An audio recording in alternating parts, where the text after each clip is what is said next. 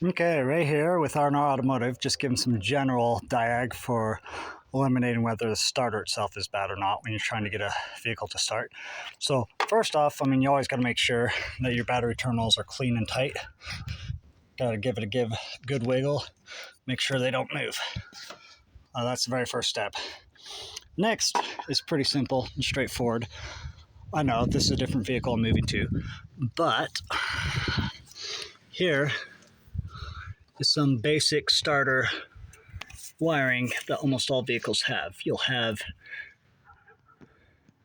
a big fat terminal here that has a heavy cable that goes to your battery, and that's going to be 12 volts all the time and carry a lot of 12 volts, so you never want to bump a tool from it to ground or to the case of the starter itself. Now you'll also have a smaller terminal. Let's get this out of the way. So you'll have a smaller terminal on the starter. Let's see, that's a much better view. There we go. So you'll have a small terminal, and here it is right there.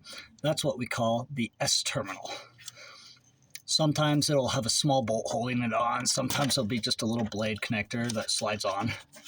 What you want to do is make absolutely sure your vehicle is in neutral or park, and make sure your vehicle wheels are chalked, and then you jump either a pair of pliers or a short wire from this terminal with the small wire over to this one.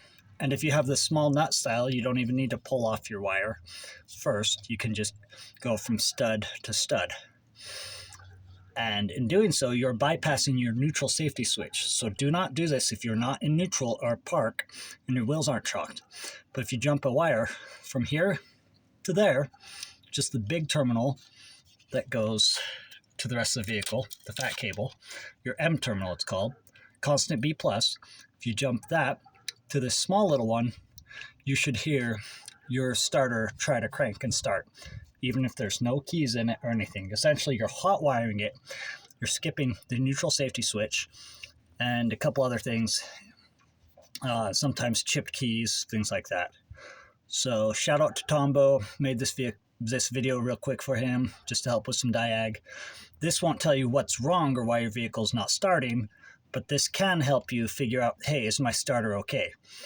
And if you jump from here to there and you hear the starter turn, you know, hey, my starter's probably fine. So anyway, hope that helps. Meant to have a little wire to show you to jump with, but really you can even just do it with a pair of pliers even, but sometimes that'll arc. Recommend if you're using pliers or anything like that, really you should have safety glasses on too, because you can spark and whatnot. Safety first, all that fun stuff. Okay, catch y'all later.